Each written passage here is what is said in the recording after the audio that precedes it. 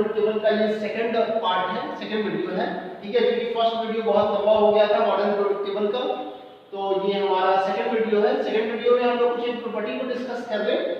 तो यहाँ पे बहुत सारी बातें हमने फर्स्ट वीडियो में क्लियर कर रखी हैं और आपको इस चीज का मतलब नॉलेज होना चाहिए, क्योंकि आप कंटिन्यू मेरी वीडियो को देख रहे हैं।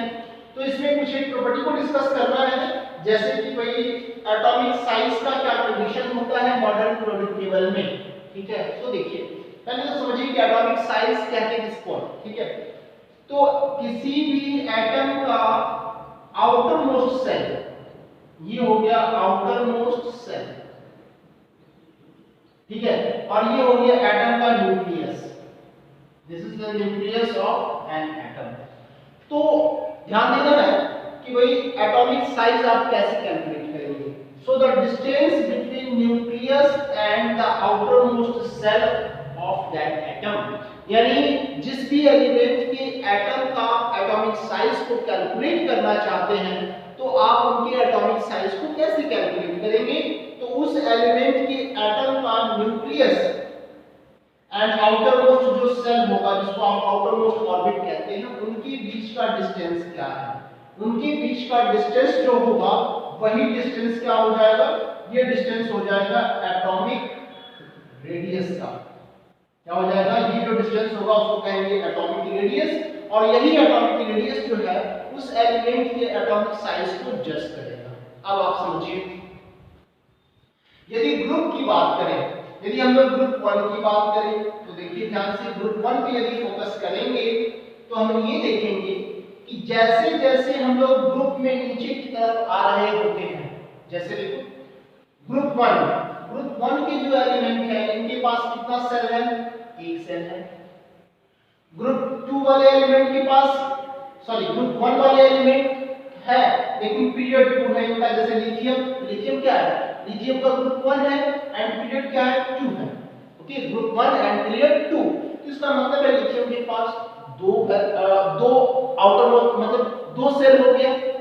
तो इसी तरह से सोडियम के पास देखेंगे तो सोडियम क्या है, तो सोडियम जो है वो ग्रुप 1 का मेंबर है, एलिमेंट है, ग्रुप 1 का एलिमेंट है, और देखिए पीरियड क्या है इसका, पीरियड है इसका थर्ड पीरियड का है।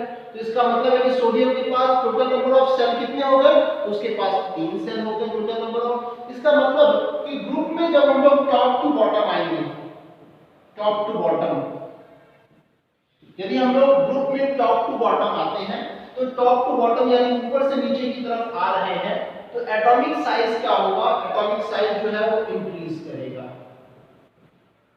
एटॉमिक साइज क्या होगा,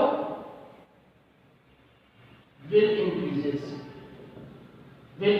सॉरी, यानी ग्रुप की बात करें ऊपर से नीचे की तरफ हम लोग आएंगे तो एटॉमिक साइज इंक्रीज करेगा। यानी कि यदि लिथियम के एटम का साइज हाइड्रोजन के एटम के साइज से कंपेयर करेंगे तो the size of lithium atom is larger than the size of hydrogen atom, यानी लिथियम एटम का जो साइज होगा वो हाइड्रोजन एटम से क्या होगा, बड़ा होगा।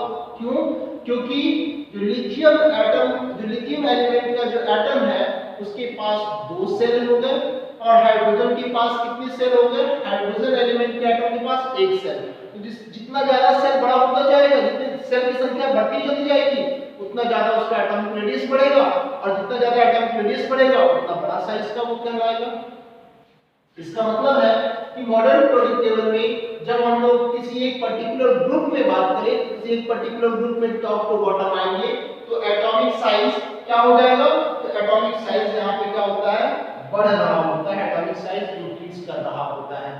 लेकिन फिर से एटॉमिक साइज यदि पीरियड में हम लोग मूव करें तो क्या होगा भाई, तो आपको पता है कि एक पीरियड में, किसी भी पीरियड में आप देखेंगे तो नंबर ऑफ सेल तो कांस्टेंट होगा। जैसे हाइड्रोजन के पास सेल कितना है, 1, यानी कितना ऑर्बिट है, 1 ऑर्बिट है। हीलियम के पास भी कितना ऑर्बिट है, 1 ही ऑर्बिट है, ठीक है। तो सेल तो भाई, सेल की संख्या तो बढ़ नहीं रही है, जब सेल की संख्या बढ़ेगी नहीं तो फिर आप तो कहेंगे कि भाई अभी एटॉमिक साइज को हम लोग सेल के बेसिस पे, अब सेल का यदि ऑर्बिट का संख्या बढ़ता, सेल का संख्या बढ़ता तो कहते हैं कि भाई बढ़ रहा है, लेकिन सेल का संख्या तो नहीं बढ़ रहा है। लेकिन अगले ट्रेंड फिर क्या होगा? तो याद रखेंगे जब भी हम लोग एक पर्टिकुलर पीरियड में यदि लेफ्ट टू राइट मूव कर रहे होते हैं तो हमें पता है कि लेफ्ट टू राइट आप मूव कीजिएगा तो न्यूक्लियर चार्ज बढ़ रहा होता है। यानी जब आप left to right in a period, किसी पीरियड में आप लेफ्ट टू राइट मूव करते हैं, ठीक है, तो क्या इंक्रीज कर रहा होता है?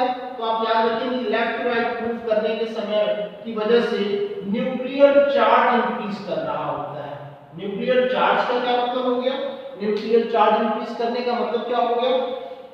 एक मिनट देखिए, न्यूक्लियर चार्ज इंक्रीज करने का क्या मतलब होता है? जैसे ही आप लेफ्ट टू राइट मूव करेंगे किसी एक पीरियड में तो इफेक्टिव न्यूक्लियर चार्ज इंक्रीज कर रहा होता है। इफेक्टिव न्यूक्लियर चार्ज इंक्रीज करने का मतलब, तो देखिए नंबर ऑफ प्रोटॉन बढ़ रहा होता है। तो प्रोटॉन कहां लाई करता है? तो आपको पता है कि प्रोटॉन जो है किसी भी एटम के न्यूक्लियस में प्रेजेंट होगा। न्यूक्लियस में न्यूट्रॉन भी प्रेजेंट होता है, लेकिन न्यूट्रॉन इलेक्ट्रिकली न्यूट्रल होगा, ठीक है, लेकिन प्रोटॉन बढ़ रहा होता है। तो प्रोटॉन के बढ़ने से जो न्यूक्लियस के अंदर का जो चार्ज का मैग्नीट्यूड है वो बढ़ेगा। तो जितना ज्यादा प्रोटॉन होगा, समझिएगा, जितना ज्यादा प्रोटॉन होगा वो उतना अधिक electrostatic force of attraction apply करके इलेक्ट्रॉन को अपने सेंटर के टुवर्ड्स पुल करके रखेगा, जिसकी वजह से ऑर्बिट जो होगा वो बहुत एक दूसरे के पास आ जाएगा, या यूं कहें कि वो न्यूक्लियस के बहुत पास आ जाएगा। अब जब आउटर मोस्ट जो सेल है वो न्यूक्लियस के बहुत पास आता जाएगा, ठीक है, न्यूक्लियर चार्ज के बढ़ने से, तो इसका मतलब है कि एटम का साइज तो घटने लगेगा। बस यही ट्रेंड याद रखना है। क्या है? इन अ पीरियड, किसी भी पीरियड में जब लेफ्ट टू राइट हम लोग मूव करेंगे तो एलिमेंट के एटम का साइज घट रहा होता है। This is due to effective nuclear charge और you can say nuclear charge. और इनको शॉर्ट में समझने के लिए बोल सकते हैं कि भाई प्रोटॉन की संख्या बढ़ रही होती है, एटॉमिक नंबर बढ़ता है तो प्रोटॉन का संख्या बढ़ेगा, प्रोटॉन का संख्या बढ़ेगा तो प्रोटॉन क्या करेगा? सारे इलेक्ट्रॉन्स को बहुत फोर्स के साथ अपने सेंटर के टुवर्ड्स खींच के रखेगा और इसी कारण से ऑर्बिट वगैरह जो है वो न्यूक्लियस के काफी क्लोज आ जाएगा और साइज क्या हो जाएगा? छोटा हो जाएगा, ठीक है। जैसे आपको मैं बता दूं कि हाइड्रोजन के एटम का साइज लगभग होता है 137 पिकोमीटर। 137 पिकोमीटर होता है हाइड्रोजन के एटम का साइज। पिकोमीटर मतलब मींस हो गया 1 picometre. 1 picometre is equal to 10 to the power -12 metre, ठीक है।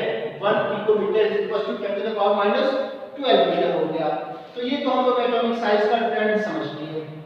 नेक्स्ट हो गया मेटेलिक कैरेक्टर। मेटेलिक कैरेक्टर का मतलब हो गया कि मेटल्स, मेटल्स को हम लोग कहते हैं कि metals are electropositive elements. Metals are electropositive elements. क्यों कहते हैं उसको इलेक्ट्रोपॉजिटिव एलिमेंट्स? तो उसको इलेक्ट्रोपॉजिटिव एलिमेंट्स इस कारण से कहते हैं कि मेटल क्या करेगा? बहुत आसानी से अपने वैलेंस इलेक्ट्रॉन का वैलेंसी के अकॉर्डिंग लॉस करेगा और लॉस करके वो पॉजिटिव आयन का फॉर्मेशन करता है, जिसको हम लोग कहते हैं केटायन। अब देखिए कुछ इसको समझना होगा। जैसे ये न्यूक्लियस है, this is nucleus of an atom. किसी भी एलिमेंट का के एटम का ये न्यूक्लियस है। ये हो गया first shell, second shell and third shell, ठीक है। ये हो गया थर्ड सेल, ये हो गया सेकंड सेल एंड ये क्या हो गया? फर्स्ट सेल, ठीक है। अब देखिए जो फर्स्ट सेल में न्यूक्लियस होगा और जो फर्स्ट सेल में इलेक्ट्रॉन होगा और थर्ड सेल में जो इलेक्ट्रॉन होगा, इन दोनों को कंपेयर करके देखना है। देखिए न्यूक्लियस में प्रोटॉन है तो प्रोटॉन एंड इलेक्ट्रॉन में इलेक्ट्रोस्टैटिक फोर्स ऑफ अट्रैक्शन लग रहा होगा, लेकिन जो फर्स्ट सेल में जो इलेक्ट्रॉन है वो न्यूक्लियस के काफी क्लोज है, काफी नजदीक है। तो न्यूक्लियस एंड फर्स्ट ऑर्बिट में जो प्रेजेंट इलेक्ट्रॉन है उसके बीच में जो इलेक्ट्रोस्टैटिक फोर्स ऑफ अट्रैक्शन लग रहा होगा काफी स्ट्रांग होगा, ठीक है।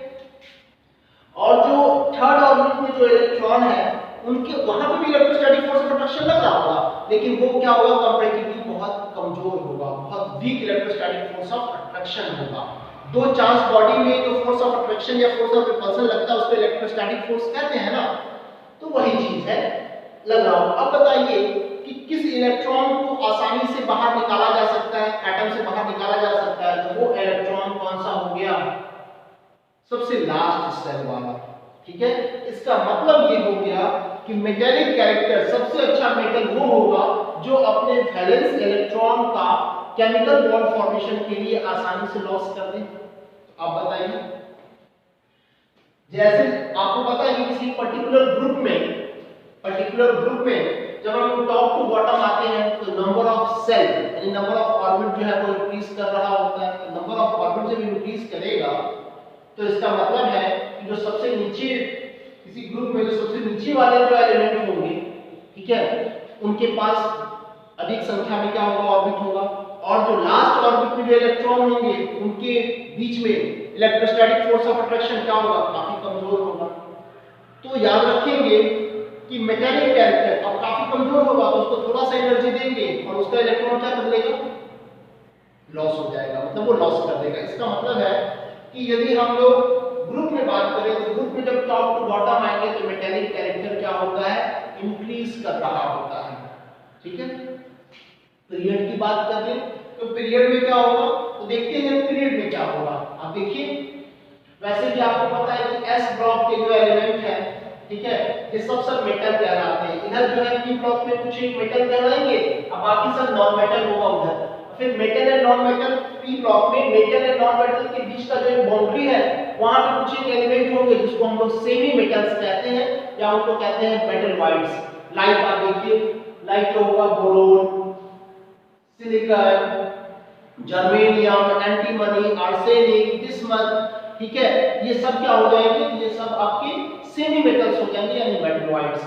पता ही है मेटल्स का मतलब हो गया such elements which are good conductor of heat and electricity, non metals का मतलब हो गया बैड कंडक्टर वाला, और सेमी मेटल्स का मतलब हो गया वैसे elements which possess some property of metals as well as non metals, तो उनको मेटलॉइड्स भी कहते हैं और सेमी मेटल्स भी इसी कारण से कहते हैं।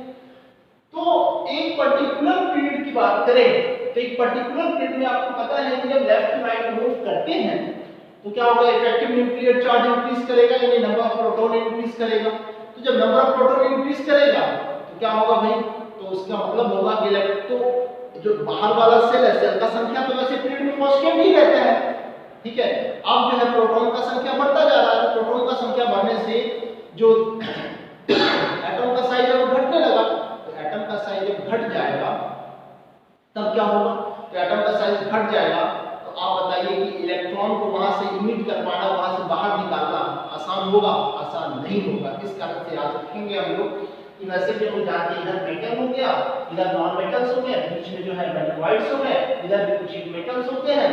तो यानी याद रखेंगे लेफ्ट टू राइट जब मूव करेंगे तो मेटेलिक कैरेक्टर घट रहा होता है और नॉन मेटेलिक कैरेक्टर बढ़ रहा होता है। वैसे देखिए इधर आइएगा तो non metallic character, non metals आपके आने लगेंगे, ठीक है। तो ये हो गया मेटेलिक कैरेक्टर के बारे में डिस्कस कर लिए, एटॉमिक साइज के बारे में डिस्कस कर लिए। आप देखते हैं वैलेंस इलेक्ट्रॉन, तो वैलेंस इलेक्ट्रॉन की बात कर ले। वैलेंस इलेक्ट्रॉन का क्या बनता है भाई, देखिए ग्रुप में देखते हैं, ग्रुप में देखेंगे तो ग्रुप में जो भी एलिमेंट्स है सबका valence electron and valency same रहेगा।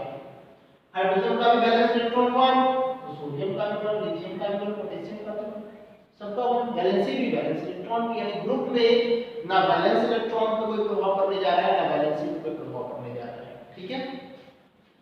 ग्रुप की बात करें हर जगह वही देखिए, ठीक है, हर जगह। हाँ कुछ एक आप जो है जब सीनियर क्लास में हम पढ़ेंगे तो कुछ एक यहाँ पे कुछ एक एक्सेप्शन है, वहां पे कुछ एक एक्सेप्शन हम लोगों को देखने को मिलेगा, वो सब मैं आपको बताऊंगा, ठीक है। दूसरी बात वैलेंसी की बात हो गई, वैलेंस इलेक्ट्रॉन की बात हो गई। पीरियड की बात करते हैं तो पीरियड में देखेंगे तो देखिए पीरियड में जो है वो लेफ्ट टू राइट यदि हम लोग मूव करेंगे पीरियड्स में, किसी एक पर्टिकुलर पीरियड को ले लो, जैसे हम लोग ले लेते हैं पीरियड थर्ड को ही ले लेते हैं, तो थर्ड जो है sodium, magnesium, aluminium, silicon, phosphorus, sulphur, chlorine, argon इधर मूव करेंगे तो वैलेंस इलेक्ट्रॉन का संख्या, वैलेंस इलेक्ट्रॉन इंक्रीज कर रहा होता है, ठीक है। जैसे सोडियम का वैलेंस इलेक्ट्रॉन 1, मैग्नीशियम का 2, एल्युमिनियम का 3, सिलिकॉन का 4, फास्फोरस का 5, सल्फर का 6, क्लोरीन का 7 एंड आर्गन का क्या 8 वैलेंस इलेक्ट्रॉन होगा। हो गया। एक्सेप्शन रहेगा हीलियम, हीलियम आपका एक्सेप्शन में रहे, इसके लिए आपको बीच में ऑब्जेक्शन नहीं करना है। तो वैलेंस इलेक्ट्रॉन पर्टिकुलर पीरियड में लेफ्ट टू राइट इंक्रीज कर रहा होता है। लेकिन वैलेंसी के बारे में देख लें, तो वैलेंसी के बारे में देखिए, तो वैलेंसी ग्रुप यहाँ देखिए, वैलेंसी जो है वो आपका पहले तो वो इंक्रीज करेगा, लेकिन ग्रुप 14 तक वो इंक्रीज करेगा। जैसे इनका सोडियम का वैलेंसी हो गया 1, मैग्नीशियम का 2, एल्युमिनियम का 3 एंड सिलिकॉन का 4।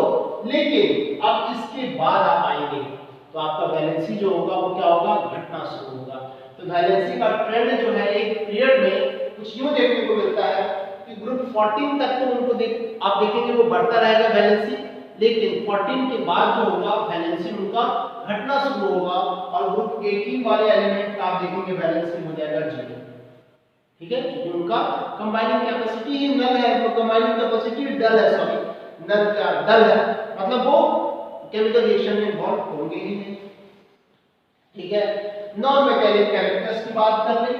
ठीक है, बहुत कुछ इसी चीज में छिपा हुआ है। नॉन मेटेलिक कैरेक्टर, तो नॉन मेटल जैसा फीचर, तो हमने बताया है आपको कि एक पर्टिकुलर ग्रुप में टॉप टू बॉटम आते हैं तो मेटेलिक कैरेक्टर इंक्रीज करता है, तो उसका नॉन मेटेलिक कैरेक्टर क्या होगा, डिक्रीज करेगा।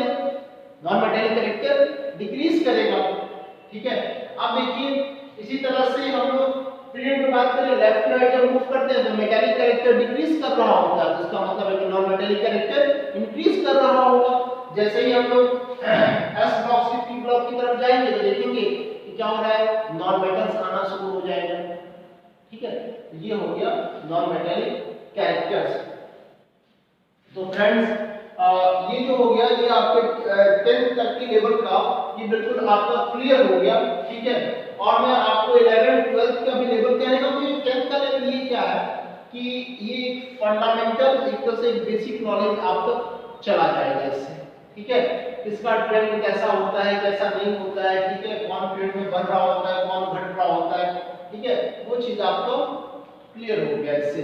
अब जो है नेक्स्ट वीडियो में हम लोग देखेंगे, नेक्स्ट वीडियो में मैं जो 11 12 के लेवल पे ये जो यहाँ पी ब्लॉक में जो नीचे वाले एलिमेंट में कुछ एक एक्सेप्शन देखने को मिलता है ना, डी ब्लॉक एलिमेंट्स के बारे में, एफ ब्लॉक एलिमेंट्स के बारे में भी हम लोग अच्छे से डिस्कस कर लेंगे।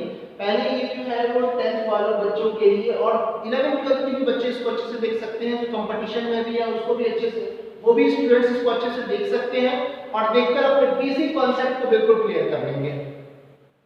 ठीक है, एक और है नंबर ऑफ इलेक्ट्रॉन्स निकालने का formula. So number of electrons जो निकालने का फॉर्मूला है वो है 2n²।